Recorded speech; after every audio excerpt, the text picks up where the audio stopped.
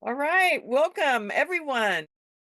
I'm Lynn Addig, and I'm Vice President of Communications for the Pastel Society of Southern California, and I am delighted tonight to introduce a special guest who happens to be my brother, Dick Folse. And I don't think everybody knew that, but Dick and I have been together a long time. We've been painting together for a very long time.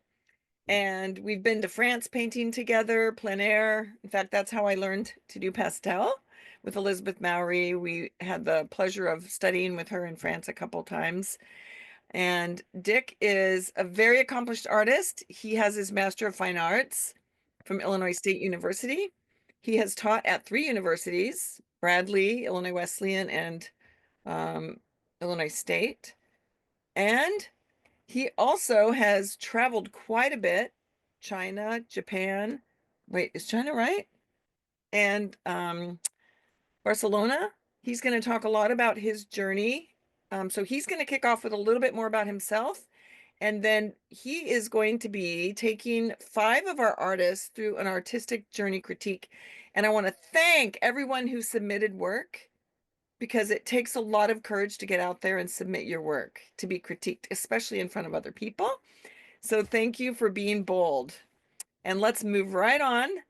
I'm going to spotlight Dick, and I'm going to have him take it from here. Thank you, Great. Dick, for Yes, thank you. Thank you, Lynn, and thank you, Pastel Society of Southern California, for inviting me to be here tonight.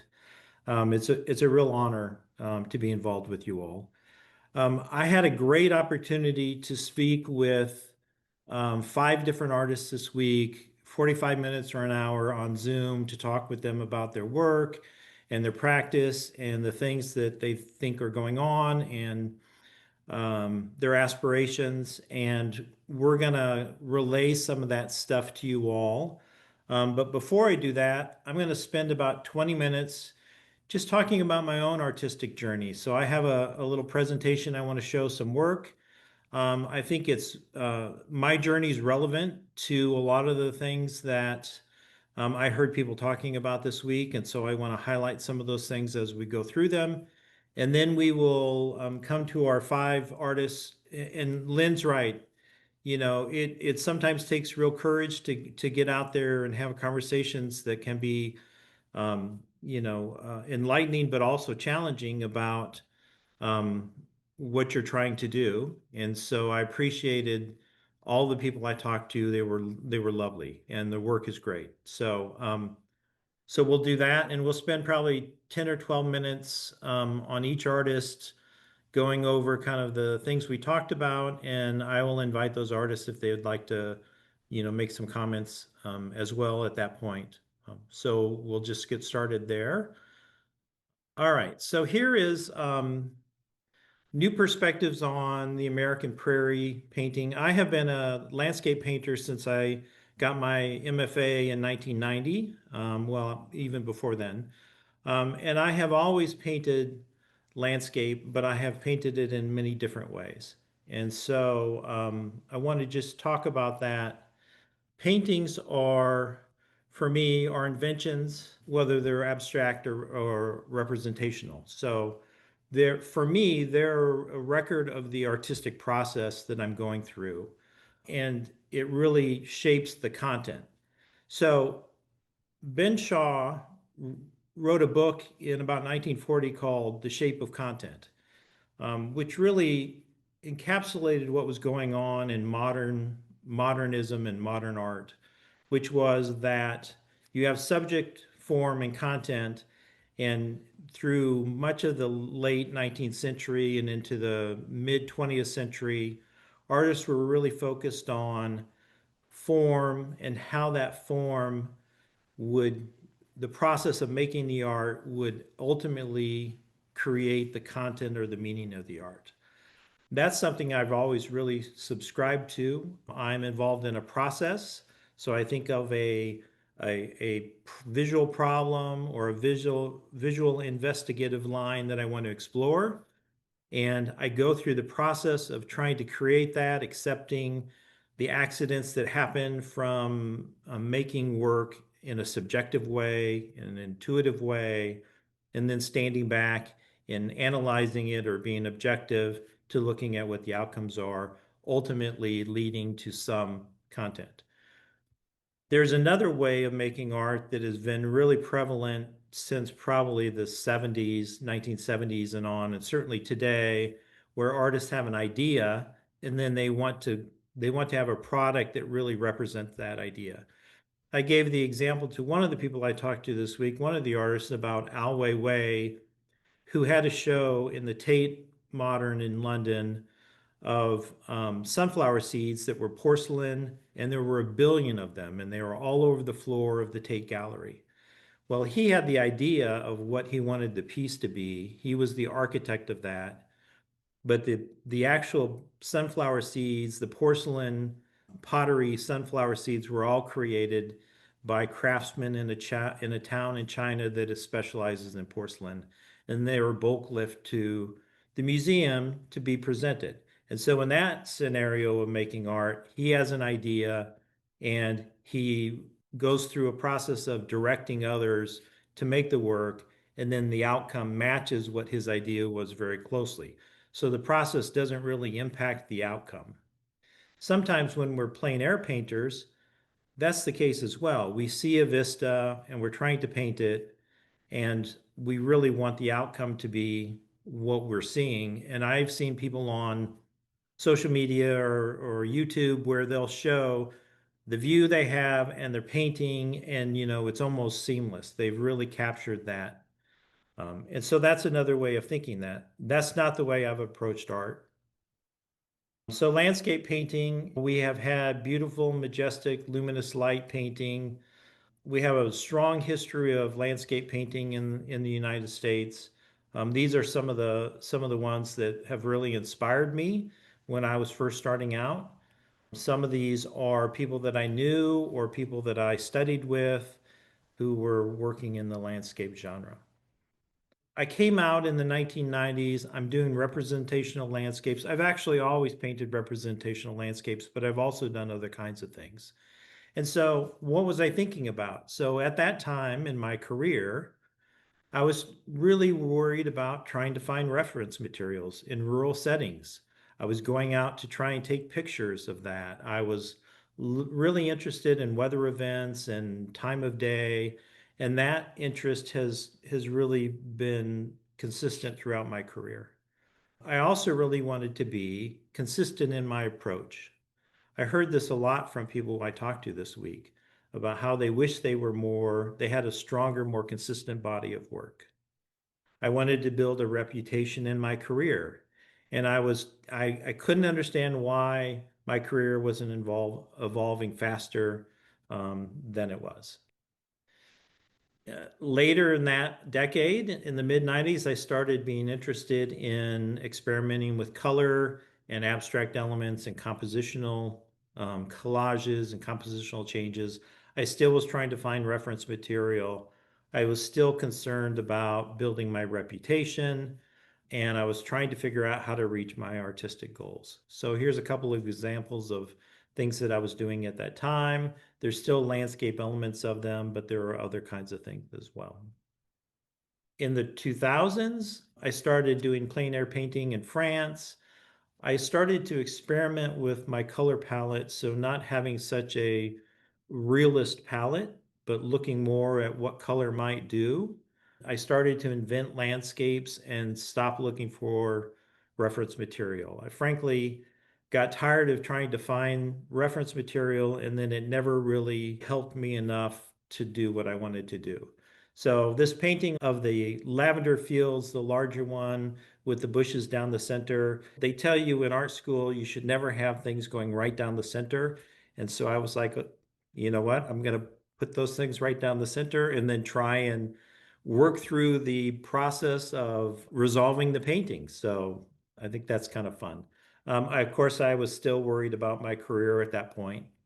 In 2010, I started thinking about abstracting my landscapes from my imagination. I was experimenting a lot with color and mark making and palettes.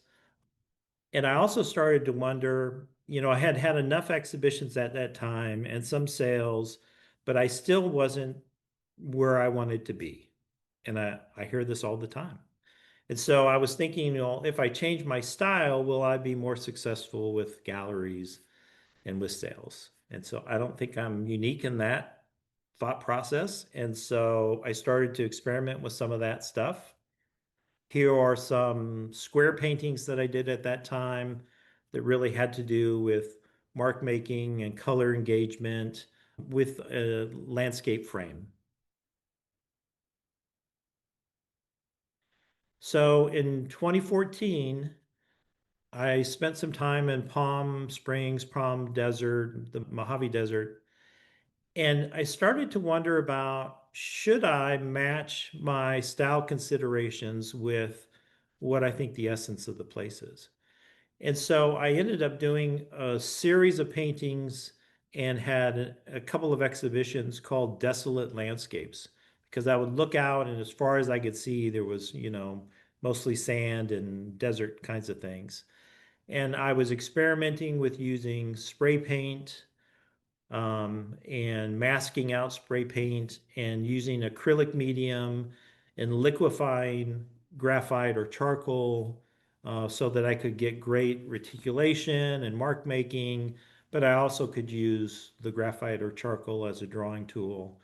And so I was experimenting with those media. These paintings were, I have worked everything from fairly small to, 6 feet by 8 feet. These paintings were about 30 by 40 inches, most of them, or maybe a little bit larger at times. I also wondered if I change my style, right? Will I have more success or not more success? So I keep trying these things out. Now, I'm experimenting with this, but I also was painting in kind of the representational illusionistic style that we saw in the first two paintings that I was doing right out of grad school. So I never stopped painting in a more representational way, but I was also experimenting a lot with other types of things. And here's some more examples of those. Sometimes they were silver spray paint with graphite. Sometimes they were black spray paint with charcoal. Sometimes the paintings had some white or off-white spray paint also to try and shift the value structure of the paintings. So I had the opportunity to do a international artist residency in Japan in the summer of 2016. It was in a small community about 2 hours away from Tokyo. It was a river community in the mountains. It was a small town that had lost half their population because young people were moving from rural Japan into the cities, just like many other places in the world. And so this place had groups of 8 to 10 international artists come in for each period of time during the year, and they gave you a studio and a traditional Japanese room in a traditional Japanese house, and there were lots of cultural activities to do. And so again, I was trying to think about can I match my style considerations to the essence of the place? And so Onishi, Japan, on the river in the mountains, it was really interesting for me that everything was very compressed. You had a traditional, beautiful traditional Japanese house, immaculately landscaped with bonsai, and then their side yard would be a recycling center where they had stacks of aluminum and glass and other types of materials and a forklift, and that was their side yard because they have no commercial zoning there. And so the textures were very fascinating. I started experimenting by taking their newspapers, which read from right to left and from top to bottom, and a lot of the text is in boxes. And I would glue the newspapers onto my canvas, and that would dictate my composition. So wherever the squares were, I would try and use that as my compositional elements. One of the reporters came to an exhibition I had there, and she said, "Oh, this is my article in your painting," because I let some of the articles show through. And I'd always wondered, I don't speak Japanese, so I'd always wondered, what was I representing by having that newspaper piece. She said, "Oh yes, it's my article," and fortunately, it wasn't like an advertisement for foot powder or something. So I felt pleased about that. So I was trying to show the compression. I was trying to do some color engagement and abstraction over these collage newsprints. In 2018, I went to live in Barcelona, Spain with my wife. So I also was interested in matching the style of my paintings to what I saw, this beautiful Mediterranean weather and sun. And in Barcelona, you can see from the Tibidabo Mountains all the way down to the Mediterranean Sea.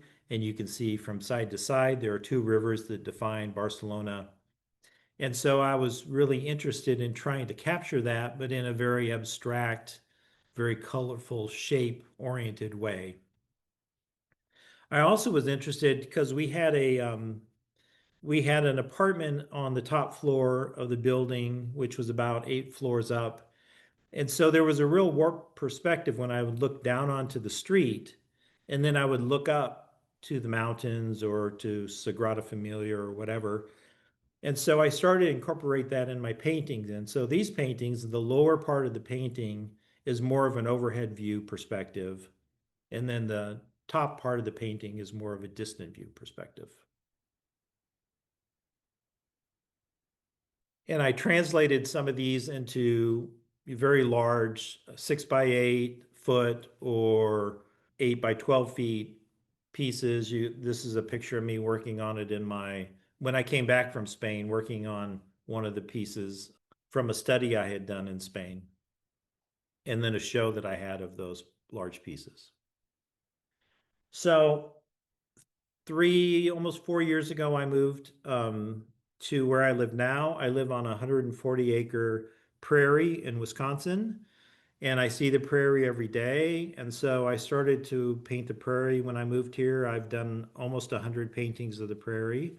I went back to more illusionistic representational landscape painting. I'm still interested in mark making and surface quality and color engagement, but I only work from my head. So I see these things every day and I think about them all the time. And then I go into the studio and I start the process of making a painting. That's what I'm trying to do with these. I'm really interested in weather events, time of day changes, and things like that. So here are some examples of those paintings. I have worked in watercolor, oil, acrylic, pastel, do a lot of drawing, and I've done other things, sculpture and pottery and lots of other things. So, but most of these lately have been watercolors or oils that I've done. So what would I tell myself, my 20-year-old self, when I started kind of my journey? And I think this is kind of relevant to some of the conversations that I had this week. If you paint within limited parameters, because you want to show that you can control your output as a professional artist, right? I want to have a consistent, strong presentation. I think we end up suppressing our creativity, our enjoyment, and what may be, I think, true professional outcomes. Artists who are accomplished somehow find a way to have the things look like they made them, but also have a lot of variability and excitement and bring those things to play. And I think that's important. So we need to think about that self. And I think we need to give ourselves grace as artists. I mean, being an artist is a difficult job. And so don't worry about sales and galleries. Those things will come to you or potential clients. Think about your work and make sure that it represents you and it's engaging and exciting for you to make. And I think other people will also find that to be true. That's what I have to share about my work. I have about 1,000 art monographs. Some arrive every day, much to the chagrin of my wife. But these are a few that I find inspiring, people I find inspiring, and so I just throw them up there at the end. Okay.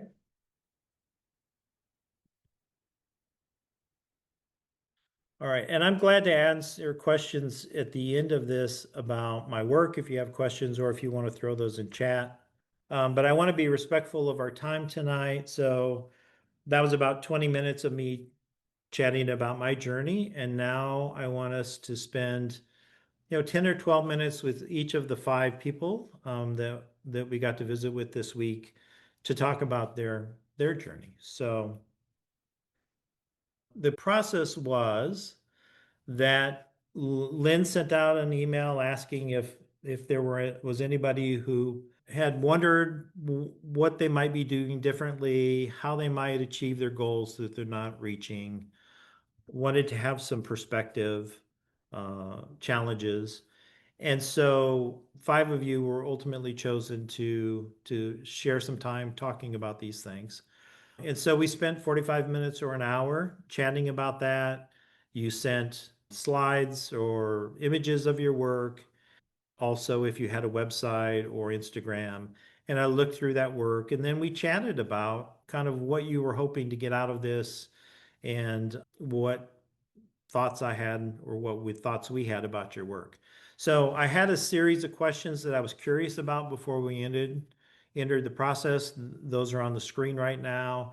The biggest ones are why did you want to have a critique, and what are you hoping to get out of it? I think that's the most important question of all. Um, and so the first one was Kat Kuhn.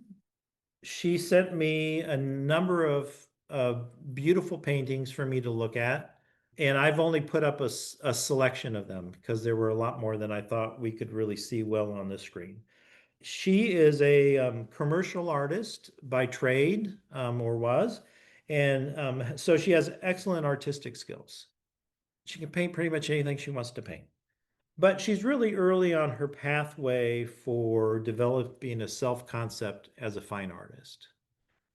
And so I think her central challenge is that she shared she was feeling a little bit lost. She doesn't have a personal style and doesn't know quite how to approach putting together a really coherent body of work.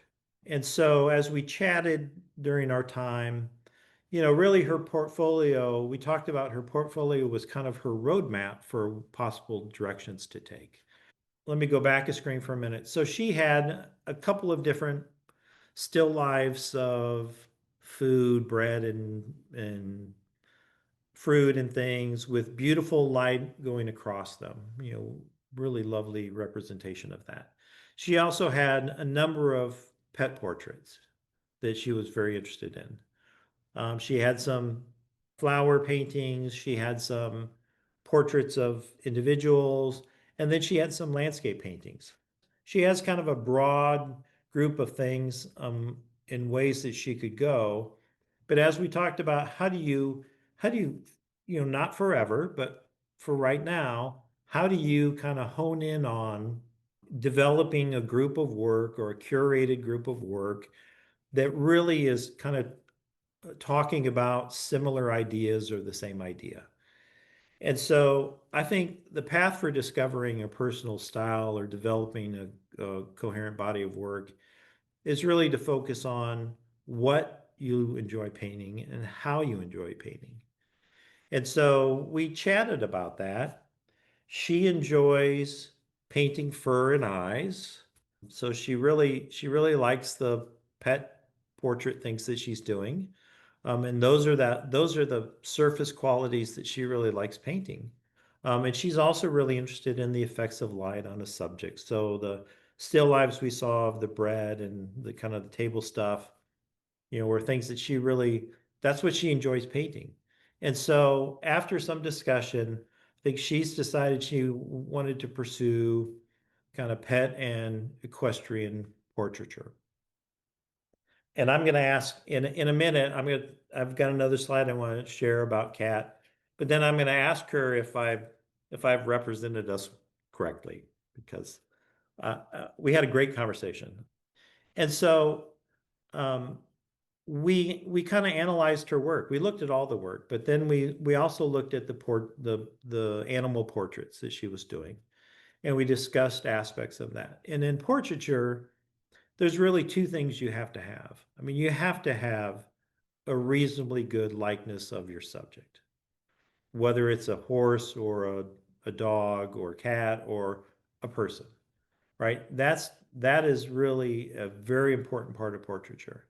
And I don't know those animals, but I believe she probably did a really good job of representing their nature and capturing them. So strong likeness is the first part of portraiture. The second piece is how do you elevate the piece of artwork so it becomes more than kind of a documentation of that person or animal and really becomes a stunning, exciting, energized piece of artwork. So here are two of her dogs on the above the writing on the screen. And we talked about how do you frame your subject, right? Is it always just dead center, or are you going to do some things where it's a different format? It's longer, it's more of a landscape format, and it's longer, and you're gonna have it be, on in one third of that, or is it gonna be a portrait one that's taller, or how are you going to handle the things? And so we chatted about that kind of stuff. I have an example here of something that we're thinking about, which is Steph Roberts. She's a Chicago-based artist, and she does portraiture. And in one of, in some of her stuff, you can see she has birds on the heads of people, but she's also having those subjects live within the environment, right? So they're not just focused on the positive piece, but she's also thinking about the negative space of that and how do you make that engaged or exciting. So there's scratching and mark making and different kinds of shapes in the background, and so these are just kind of some examples of how do you try and elevate that to something that's more than just representing that subject. And so those are a couple of examples of that. And that's where I think she's wanting to spend some time investigating. So let me ask Kat at this point, anything you want to add about our conversation? Did I represent what we talked about adequately? Yeah, no, yeah, pretty adequate. Of course, I'm a girl and I do change my mind a lot. Oh, but I like doing still lives as well. But I really like these examples you showed me. It's almost inspiring because as a scenic artist, this is the stuff we do on walls, and why not combine the scenic art part with a articulate portrait of somebody? It sounds, that's not, I'd like to try to explore that. But as you said, yeah, that's what you were saying was the kind of scary part is you trying to emulate somebody's pet, do them honor, and now these two animal actually had passed away, and so it's not a photo I took. I had to Right. work with what my client wanted to have me portray. So I And did the so, best I so could. honoring your client is the other thing, right? I mean, they need to, Yeah, especially in this thing where you have a loved one and you're trying to represent them. And so that's another thing in the mix. So yeah, there's a lot to think about here. And I also would say, Kat, you clearly have interest in all of those things that we looked at on the first page, I right? do.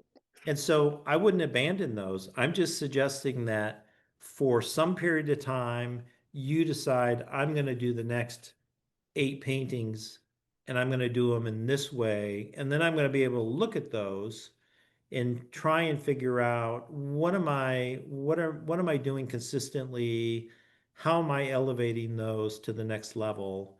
Right. And then, Yeah. take a break and do something else for a couple of times, you know? Yeah, I totally love your what you presented us at the beginning of your work and how you've kind of go from one thing to another. I love that you're not you haven't put yourself in one hole particularly. You just keep, trying something every environment you're going to, which I think is that's very cool. Well, thank you. Thank you. Well, That's really cool. it And it's was, inspiring. it was, we spent 45 minutes or an hour, and it was lovely to chat with you. So thank you for being involved tonight in this. So Thank you, Dick, and it was nice to meet you. And again, you're connected to my sister and my brother-in-law, so that's yes, what I guess Lynn is now too. yeah. So And it's a for big those of you who don't know, Kat's sister and brother-in-law went to the college where I'm living now. My wife is the president of that college. And it's a small world because we discovered that through our visit that day. So Yeah, anyway, that's cool. thank you Anyway, so thank much. you so much. I really enjoyed the critique, and I'm just so honored to be part of this. Thank you so much. Well, we appreciate, the things that we talked about. I think many people have those wonder about those things. So hopefully others will get something from that. So we're going to go on to the next one, which is Rose Ash. And so this is Rose's select work. She also sent a number of things for us to look at, and we looked through those things. She has a lot of experience, and she can really paint in a representational way anything she wants to paint. She's been painting for a long time, about 26 years, I think. She can do things in a representational fashion. So she also felt like maybe she didn't have a cohesive, distinctive style. She wants to present her work that represents consistency, but also through the process allows her to do experimentation. So, as you heard me say when I was talking about my work, I think one of the challenges is how do we continue to make work so that it looks like us, but also allows us to grow as an artist and explore new things and try new things. There's always this pressure from the gallery or the person who was asked you to exhibit or the client who wants to buy another piece like the one you did 2 years ago. There's always that pressure that people want you to be exactly what you were in one point in time. So she wants to make work about nature, which she loves, and she wants to show an emotional connection to the universe. So we talked about atmospheric perspective and luminosity and tonalism and nocturnal painting versus daylight work. And I'm going to go back a screen to show you. So, we talked about a couple different things that were going on in her paintings, but what we ended up really focusing on are the two paintings here that are similar. One's a nocturnal scene of the ocean standing off a cliff, and the other one's the daytime version of that. Those two paintings really spoke to her about kind of what she's trying to do. And so when we talked about this, we talked about atmospheric perspective. And one of the things about that is, I think sometimes an area of a painting doesn't function, it doesn't sit where it's supposed to in the painting, or it doesn't function the way we hope it might function because we have too much variation in color or too much variation in the value range. And so things don't sit where they might sit. And so we talked a lot about that and the things that she might like to do. And she wants to have a motive color in her work. She wants it to be dynamic and exciting. And she's also interested in kind of this sense of place and atmosphere, like you see in those two paintings that we were just talking about, looking off the cliff towards the water. And so one of the things we talked about was we strategized about pre-planning some multiple color palettes to use in a series of paintings that were either the same composition or similar compositions so that she could explore how color engagement may affect the outcome of what she's getting. And so we talked about maybe taking 3 or 5 palettes, so she has a large, a beautiful large number of pastel pieces. And so we talked about going to that and picking out, here's one group that maybe is focusing on cooler blues and greens, and maybe some grays, and maybe this would be a nocturnal idea. And then maybe she would do another palette of select pastel sticks that are, more warm colors or oranges or reds or yellows and things like that.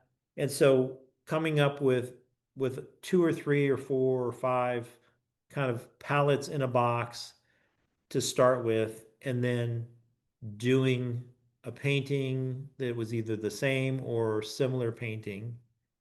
We also talked about swapping out some of those colors. If she took out a third of the colors that she had done and added in a third different ones, what happens? What happens with the sense of place and color engagement in that piece? We talked about warm versus cool. We talked about, if you have neutrals introduced, she uses a lot of neutrals, but what happens if you don't use any neutrals?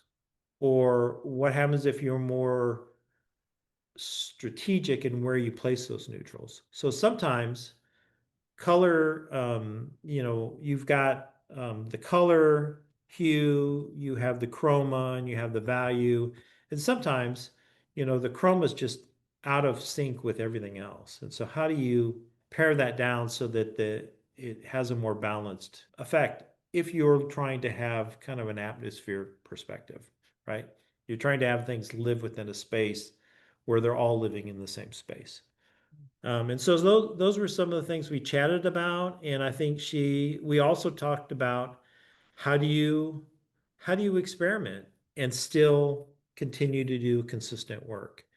And so for a little bit of time, I think she may want to approach the idea of those 2 paintings that we looked at and this engaging with some color interaction, experimentation, and kind of see where that goes. Now, again, she's not committing forever for that, but that gives her a chance to do some experimentation.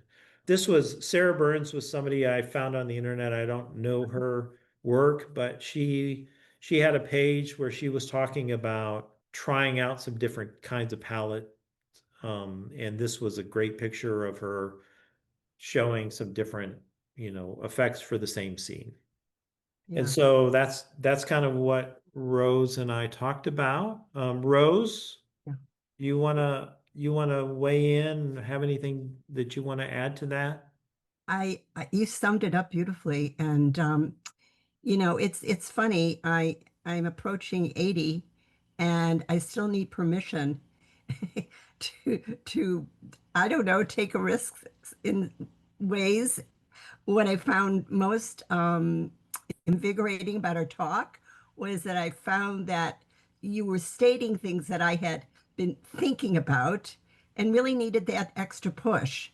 And so that's okay, keep keep moving, limiting my palette to maybe 5 or 6 in a certain tone, a certain tonal range, and just keep experimenting with that. Like you said, using the same scene or a different scene, and just keep pushing it in different directions, extracting some colors, adding others, experiment.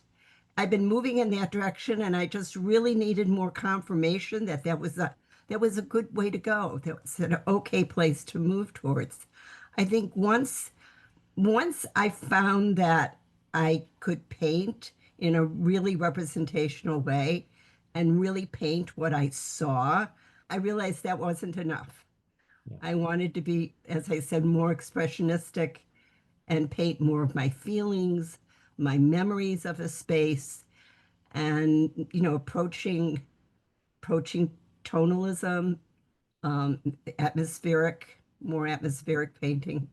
Mhm. So our conversation, Dick, was very helpful. I felt like you really touched on the key of where I feel like I'm going and giving me some good directional ways to move. Thank you. It was very, very helpful.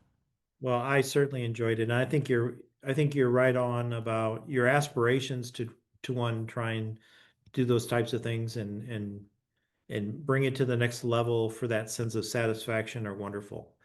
And frankly, we all sometimes feel like we need permission to What's to that? venture out and yeah. So I'm glad we had that conversation. So thank Thank you so you. much. All right. Next on our list is Bridget Duffy. So Bridget sent a lot of pieces and she's very prolific. She's had a lot of exhibition opportunities. She's done very well with sales. She's gotten awards and she also comes from a commercial art background. And so she has a great facility to paint in lots of different ways. We chatted about, kind of how she makes her work and she does a lot of hiking and going places and she wants to represent the experience that she's having and she's very interested in nature and so a lot of her pieces have to do with nature and she's also interested in light patterns and textures. So I had asked her, kind of what do you want out of this? And she wants to improve, which we all do, and she wanted to know what she might do differently to improve. For me, when I look at she sent a lot of things. So I had a great opportunity to kind of bring things into groups, right? Because she had a bunch. And so I could see really once I'd kind of looked at all of it, there were kind of three areas of ideas that she was kind of working in. And so she and I talked about kind of what those are. She also was interested in kind of developing a more consistent look so that when you look on the wall, this is Bridget's painting, right? And I think we all kind of want that. And so I've gone back. So she has these things like this skyscape down at the bottom of the blues and reds and yellows of the clouds, really beautifully done, right? And so here's a landscape that's really about pattern and kind of shape and texture. So that's kind of one idea. And then we have the pieces that have the animals in it, the Highland cows that she had seen on her vacation, and she's using pastel and she's doing a lot of texture work with that, and she's working hard to represent them in a very interesting way, in a compositional way, and so that's another one, and I think the peacocks are in that kind of group. And then there was another group of kind of paintings too that were a little bit different than those two kinds of things. And so we talked about those kinds of things. She wants to be more brash and work more loosely and passionately. And she felt like the peacock paintings really were the closest to that, what her aspiration is, because she worked in a very loose way and they're very colorful. And the mark making and shapes are very interesting. She also is very interested in patterns and textures, and so the cloud painting that I pointed out, I think is a great representation of that. And so one thing we talked about is, as artists, we're always working on a continuum, right? For me, I'm working between representational and abstracted landscapes, right? And I'm on some continuum. I think always the best work is when you're on the edge of the continuum, not in the middle of the continuum. So if I do something that is kind of abstracted landscape and not really that abstracted landscape, it's not nearly as successful or exciting as if I've really gone out to the edge and have abstracted the heck out of the landscape, right? Or I've gone to the other way and really done a great illusionistic representational image of, the morning mist or whatever. Those things are more successful than when I try and hedge my bets in the middle. And so we kind of chatted about that. One of the things I wanted, so I'm going to just preface before I show the next slide. She wants to go in a way that is brash, and color loosen up, and passionate and be engaging, and her stuff's going to catch on fire. It's going to be so exciting. But I wanted to show another possibility, not that she wants to go this way, but because I see a lot of people who paint animals in the field, horses and cattle and other things, especially in pastel. And a lot of times what I see is that the subject matter that is very important to the artist doesn't really fit, it doesn't sit within the landscape environment that they're painted it in. And so I wanted to show somebody who I think who does do that really, really well.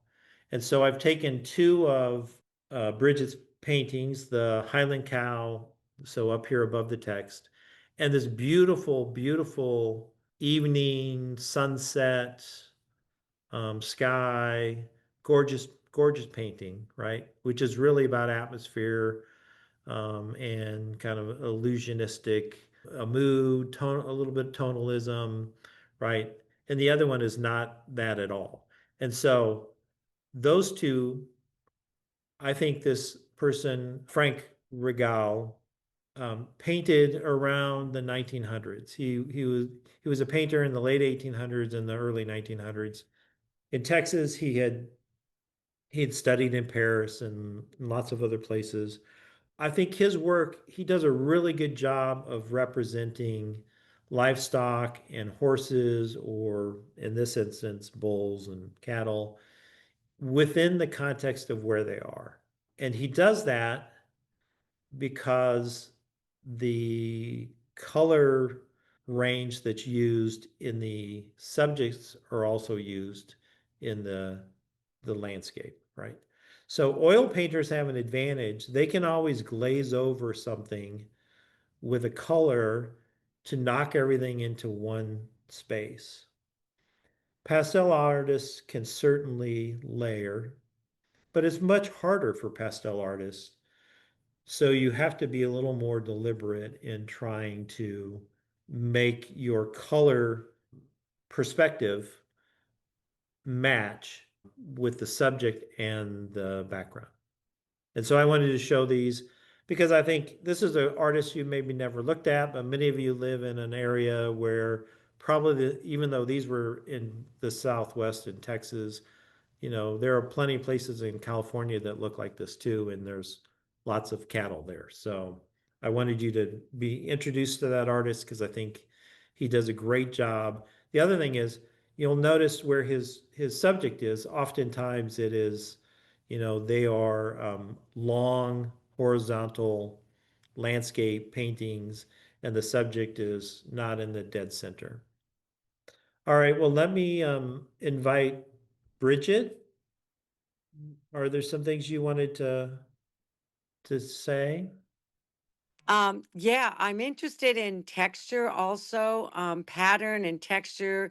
And so I like to do paintings where every mark counts, where you don't have unnecessary, because I can, as a scenic artist, Kathy and I worked together, Kat Kuhn. We worked Yeah. together 40 years in Hollywood. So we were at the beck and call of art directors, production designers. So we learned to paint everything and exactly to their, qualifications. And we can do photorealism, but that doesn't make exciting artwork. Right. I'd like my personal work to be exciting, and I'd like it to be identifiable. I get excited by artists like in California Art Club. I belong to California Art Club, and it's a great group. But people like Jove Wang, who just is wild and brash. He's from China, and he creates portraits and landscapes and everything. But he has exactly what's necessary in the art, and it's loaded with excitement and passion and texture. That's what I'd like to do. So I'd like to get looser. And yes, I understand what you're talking about is fitting the subject into the environment so that it's married, It together. is. So it works cohesively, Yeah. in an And I and environment. I think and Yes. Bridget, I wanted to show these for probably more for others folks, because I know we talked about where you want to Mhm. go. Yeah. Um, And so I Mhm. would encourage you, if it's texture and pattern, really hit that. Really figure out how does that become really something that people they see it hits them over the head. And I know you said that you had a great workshop with Joe. Try and do another one. If he is somebody that's really feeding you, you Mhm. need to find people who really speak your language and help you down the journey. And I know you said you had a great workshop with him. So, Mhm. I would encourage you to try and do more of that.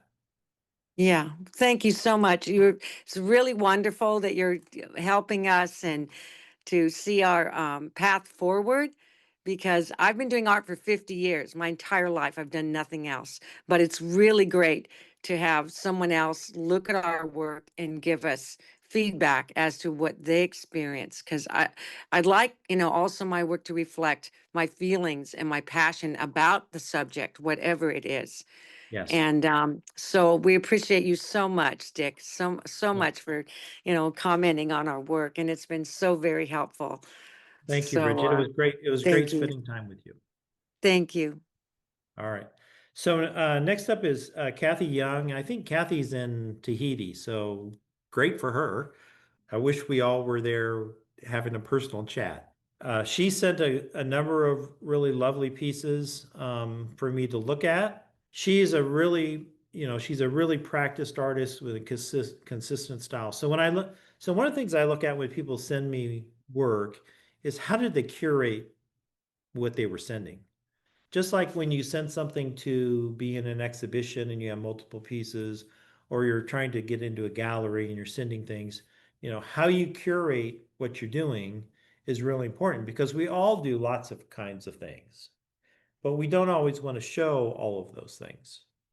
And so she did a great job of sending 10 or 12 really consistent pieces. They were all really beautifully done. And so she and I chatted for almost an hour. And, a lot of the things she was thinking about had more to do with maybe kind of artist life coach kind of things. She had some goals. Her goals really had to do with not so much how does she make the work, but how does she how does she capitalize on her professional practice? So she, like many people, would like to achieve 5 points in IAPS. So that was her number one goal. She also wants to write an article for Pastel 100 magazine. She's been in it, she's been represented in it, but she's interested in writing.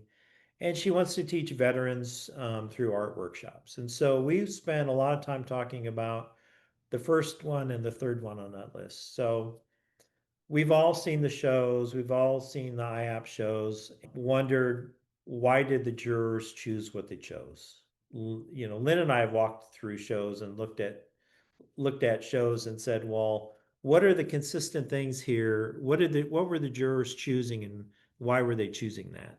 And so I would encourage you, if that's something that you're interested in, to look at those exhibitions if you don't get in, or even if you do get in, and try and figure out what are those jurors looking at and what are they choosing and why are they choosing it, so that you can make a decision about whether you want to try and incorporate some of those ideas or practices into your pieces when you apply again. Now, the jurors change all the time, right? And what they're looking at changes all the time. But I think there's a lot of consistency in some of these organizations like IAPS.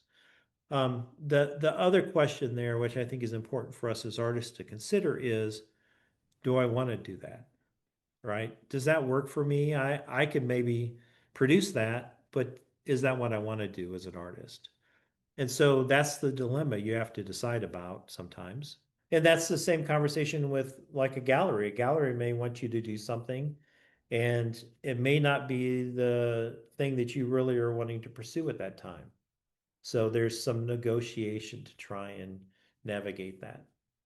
The other thing was teaching workshops for veterans. She does a lot of workshops that she takes, and she's not done teaching, but she was a teacher by trade before she retired, and she's very interested in that. If you look at her work, she clearly has the facility to make great pastel drawings and paintings. and to share what she has to do, what she knows how to do. And so, we really talked about how do you get involved with that. And, for me, when I teach a workshop, everybody's on an artistic journey and they're all at different levels. And so it's more important that you're asking them, suggesting to them what questions they ought to be asking themselves as they go through this process of self-discovery as an artist, than it is really you having all the answers, right? And so setting up the exercises so that people can discover things about pastel. And so she and I spent a lot of time talking about that. She wanted to know what two things she could do to improve, and I think there were two things we really talked about. One was, plein air painting is a way to introduce a lot more visual information into the process. So if you haven't done that, you're there, you're in the space, you have lots of ways that you can look, right, and view. And so there's a lot of information, and that information can help you make decisions about your painting. The other thing I suggested to her, and I suggest this to you all, is come up with really two sets of questions. One of them is questions about your piece, right? And so it could be all kinds of things. Whatever you're trying to do, you ought to have a series of questions about that to try and gauge whether you're doing that or not. Or if you're thinking about the process that you're going through, questions about, am I doing something that is different than, am I trying new things? Am I doing things that are different than what I've done before?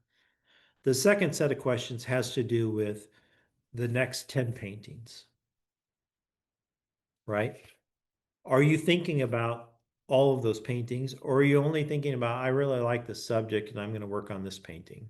Or I've got two photos that I like, and so I'm going to do these two paintings about these photos. And you're not really thinking about 10 paintings or 15 paintings. And I think as artists, we ought to be thinking about where are we going, and then come up with a series of questions to ask ourselves about that. And so those were the things that she and I chatted about. I know she's not here to share with you, kind of that encapsulates what we talked about, but that's what we talked about. And then I have added Giuseppe de Natis picture here for you all. He was an Impressionist painter. He's Italian. He painted with the French Impressionists in the 1880s. He died in 1884. And so a lot of people don't know him because I think he died really, before a lot of those people became really, really famous. But is a beautiful painter. And the reason I wanted to share him with you is a lot of you are doing California plein air painting or landscape painting. And I think his work, he did a lot of plein air painting, and the color palettes that he used really relates well to what I see a lot of California artists doing. So I wanted to introduce him to you. And finally, my fifth person I got to chat with, and we had a lovely hour-long conversation, Carol Talley. She sent images for me to look at, but she also sent her Instagram page and her website. So I got to look at a lot of things. She curated her abstracted landscape paintings and sent them to me. These are some examples of those.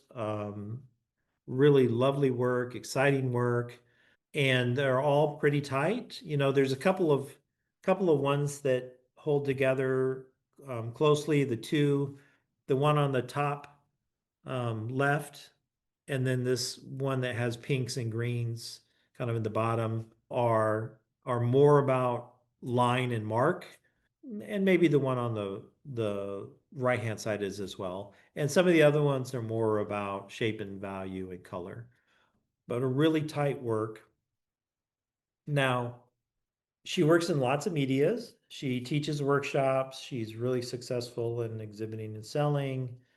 And on her website, she has her realistic work, and then she has her abstracted landscapes. And she also does some just abstract work that doesn't really have a reference to anything. So her real question for me was, she's kind of working in two distinctive investigative lines, the illusionistic representations of the landscape and the abstracted landscapes. And so, can she exhibit both of those, or does it diminish her standing as an artist because she's all over the place? Well, as you have seen now, she hadn't seen my presentation, but now you've seen my presentation. Guess what? I believe you should do lots of different things. And so she and I had a conversation about that. How do you do that? Well, I think one of the things is that you are curating and presenting your work to different places, and you need to be consistent. So if she wants to be in a gallery and she wants to have that gallery represent her abstracted landscape work, then that's what she's presenting to them, right? If she wants to do her representational work, then that's what she's presenting to them. I don't think we should. Some artists do two things and then they hide one of them, right? They never show the other one. Like, and Kara Walker is an artist who teaches at Rutgers, but she's a really well-known New York artist, and she's famous for doing these silhouette cutouts, and they have to do with her African American experience and racism. And they're in museums, and when they wanted to do a retrospective of her work, the curators got to come and see her studio, and she let them dig through like her drawers of drawings and things, and she had all this other work that she had never exhibited that was in gorgeous work. And so when they had the retrospective, the curators wanted to use that work, which she had never exhibited anywhere, and so they kind of told the story of her artistic journey, which was great. Um, so Carol and I talked a lot about, is it okay? How do you manage that? Um, and we also discussed the methodology of how she develops her representational work versus her abstract work. She does plein air painting, and one of the things she said to me was, I have to, when I do the plein air painting, I have to do the realistic thing and get it out of my way, and then I can do a plein air painting, which is abstracted landscape. Um, so we chatted about that. And I also pointed out to her that she's really consistent in her abstracted landscape work, and she's 90 to 95% consistent in her realistic work. But there were a few formal challenges that I saw, and they were always in her realistic work, not in her abstract work. And I said, well, why do you think that is? Well, in the abstract work, she's making choices based on the process of I'm grooving with, I'm using my intuition, I'm making subjective choices. And in her realistic work, she's focusing on what she's trying to paint. So, excuse me.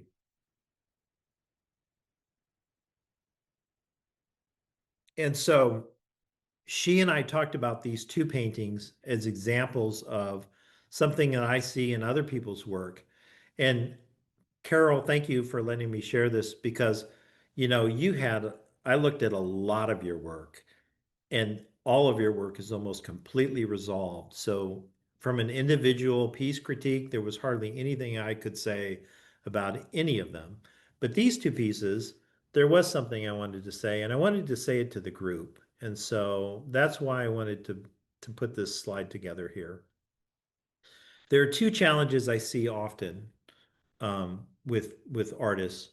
One of them is that they have underdeveloped an area in the painting. And so the top painting we're looking at here, is a realistic uh, piece that she did, and she's really interested in the flowers, and she's focused all on the flowers.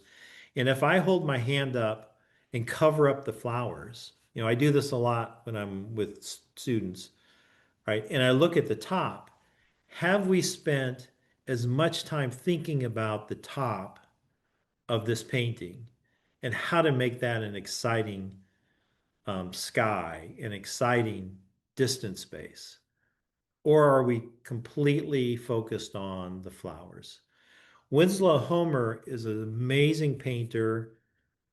And the reason I say he's an amazing painter is there's not an area of any painting that he hasn't really spent a lot of time making sure that he has dedicated the same shape, size, and color engagement, and thought about how do I make that a real gem, even though it's a supportive part of my painting. And so that's one challenge that I see. This was the only example in all of her work that I could find, but I wanted to pull it out to be able to talk about this idea. The other one, the bottom one, has to do with color intensity versus um, neutral colors.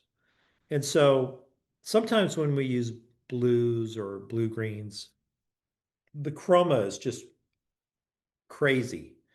And so it really becomes electric and exciting. And so if you look at the bottom, um, you know, the bottom right of that painting, there's just really a lot of exciting things going on. And then the top part of the painting and the left side of the painting, we have all neutrals, right? And so we don't have a unified composition because, there are two different things going on. You don't have enough of one color coming into the other color, and the intensity of the colors are different. And so for me, it becomes a compositional challenge, and it's a palette problem. So I wanted to share that with you. And Carol, thank you for letting me throw that slide up there. So Carol, let me invite you to come on to see if there are other things that we talked for a long time. So were there other things that we chatted about you wanted to share with the group? I think I'm unmuted now. Yeah. Let's see. I think you pretty much covered everything, and I very much appreciate all your wonderful comments. It's really helpful for me. It is, it's hard to get this kind of viewpoint because I find other artists are either in one camp or the other. They're either kind of more abstract or they're more realistic. And you speak eloquently about both. So that's really helpful to me. And I don't know if there was anything else. I do appreciate seeing the variety of work you've done in your career. That gives me a lot of hope that I don't have to be identified in one way only. And then if somebody looks at my website, they go, oh, there's something wrong with her. She's doing realism too. So this isn't as valid. Right. Because I have heard that maybe you should hide things on your website that aren't the work you want to present to galleries. But I don't think I want to do that. So anyway. Yeah, and I'm with you. I've heard that too. And so I'm going to show in one more slide here. So Carol and I also talked about this person. I didn't name him when we were chatting, Carol, Okay. but this is it. His name's Harold Greger.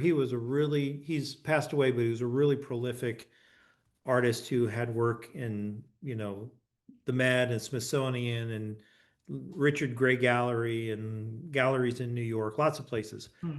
And he unabashedly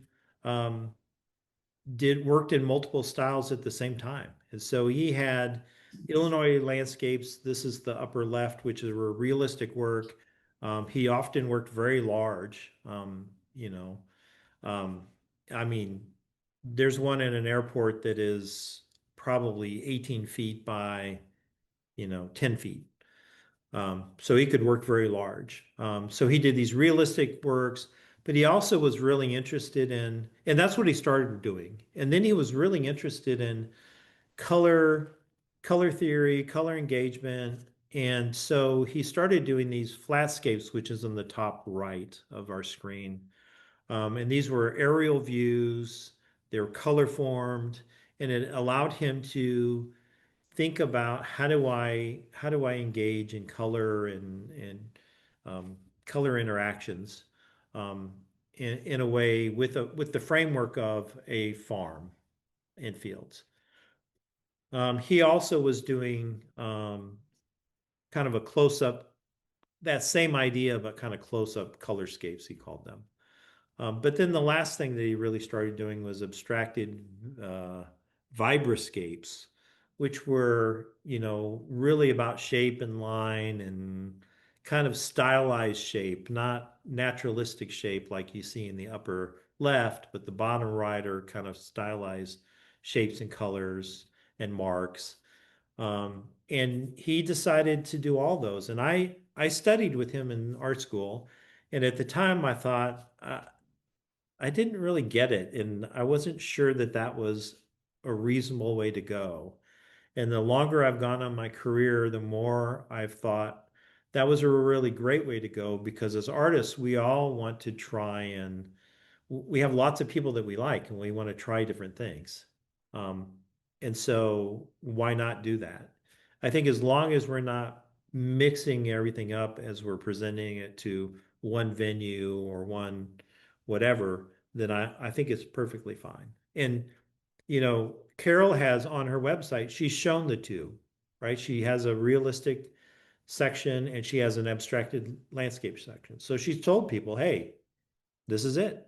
This is what I'm doing. And I applaud that. Harold Greger, if you go to his website, he's got 4 sections, right, that you can go and they're all different. And I've been slowly working on my website to try and do the same thing. I I've done a lot of prairie paintings, but I also would like to do more of those abstracted paintings like I did in Spain. And Mhm. so I don't want to not do those, and I need to figure out kind of where I'm going to present those two. So Carol was talking about something that I had been really thinking about a lot. So the conversation was great for me as well. Thank you. That was great. So just to conclude, there were some commonalities that I see. How do we develop a distinctive, consistent style? And I think we need to focus on what do we like to paint and how do we like to paint. And I think we need to commit for some period of time. I'm going to pursue one idea or one investigative line. And that doesn't commit you to do that forever, but at least experiment with that. And when you're presenting something, present that.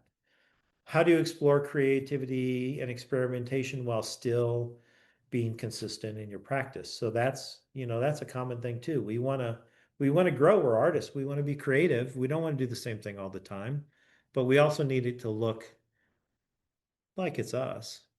Um, how do you position your exhibitions and sales if you have multiple lines of investigation? So that's what Carol and I were chatting about.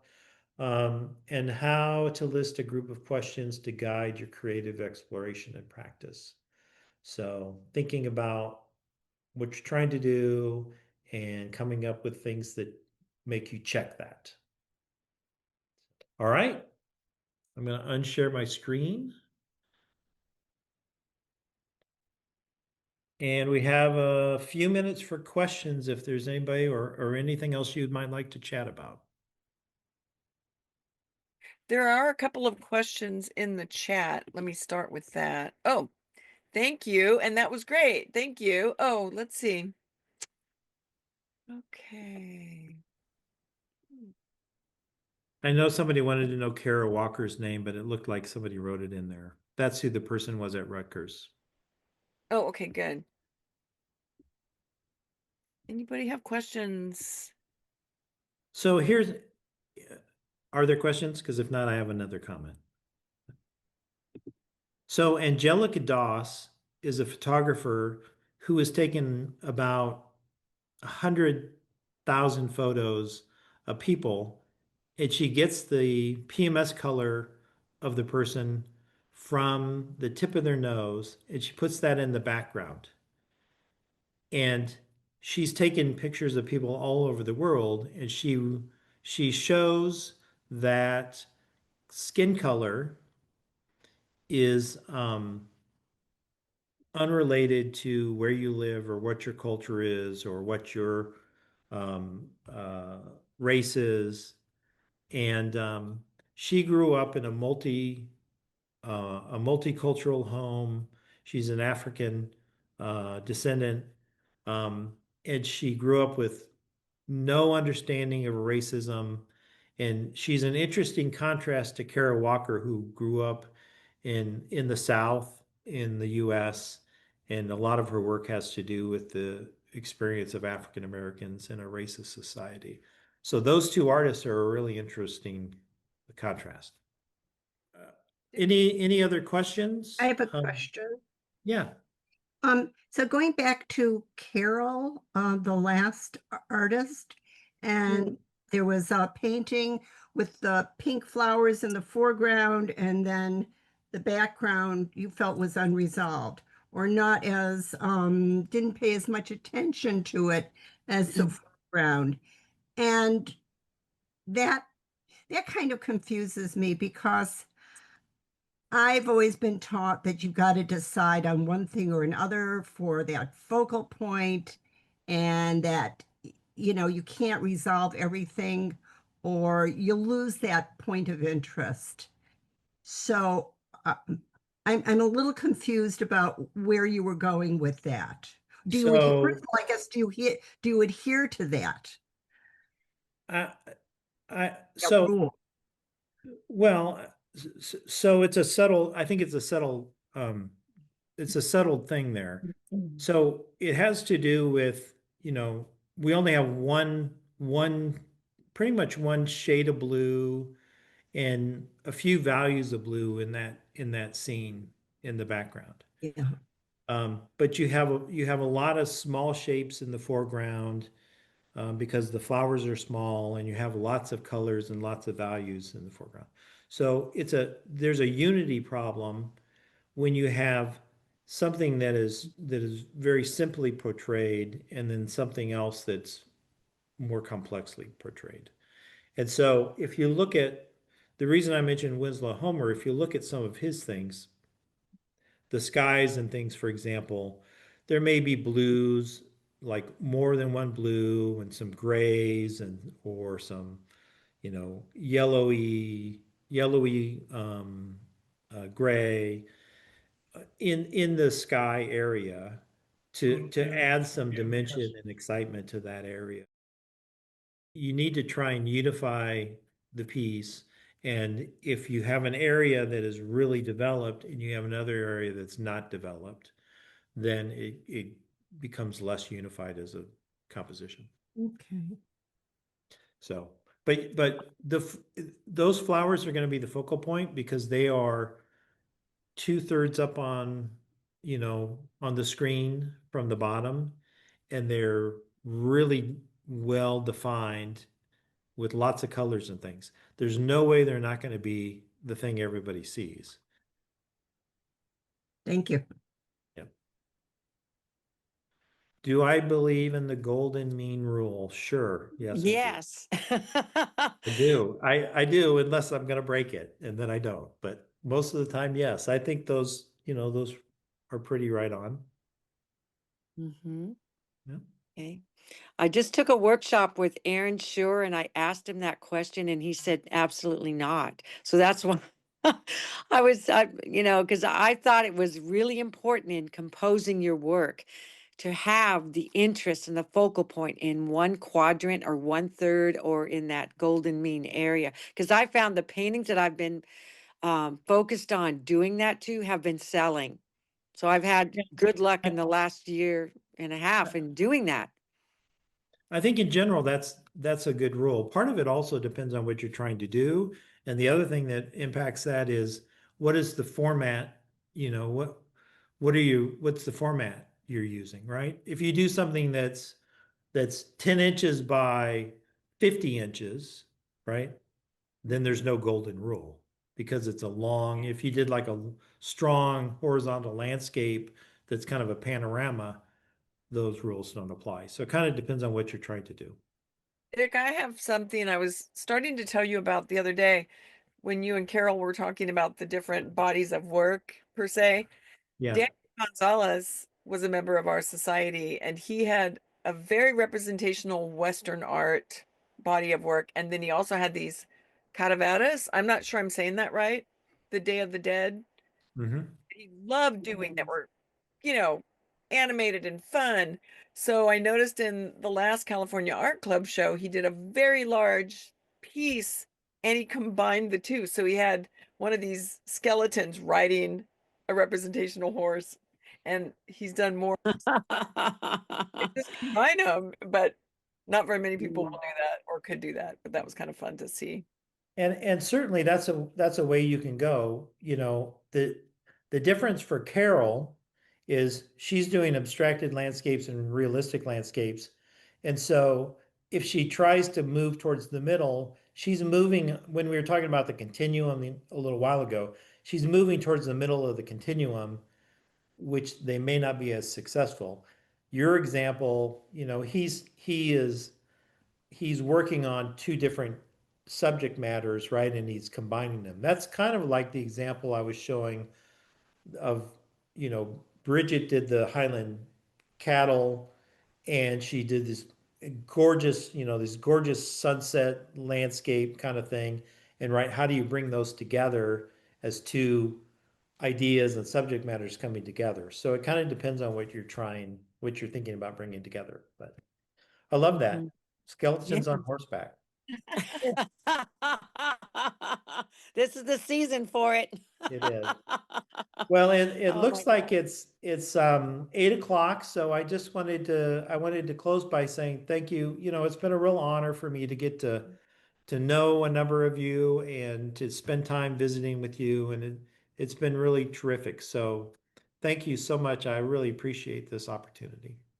Thank you. Thank And I've We you. enjoyed it tremendously. Thank you. seen Heather Fantastic. for a very long time. I think I've been hiding him, I guess, but I've been asking him for a long time if he would do something for Theme Thursday. And this is what he came up with. And I think it's been incredibly valuable. And the next thing I'm going to do is ask him to look at my work. So maybe Ah, good Italy. one. Oh, I'm So going to come see you, so we'll talk then. thank you. Wonderful. Thank you You all. got to be Have a hard great, Yeah, on her. thanks. It great was night. really, really nice to meet you. Thank you, Nice to Lynn. meet you Yeah. all. We Bye-bye. Yeah. enjoyed it. We love your work and your transition of all your exploration. It's inspiring to us. Thank you so much, Dick. Thank you. Thank you. Bye-bye.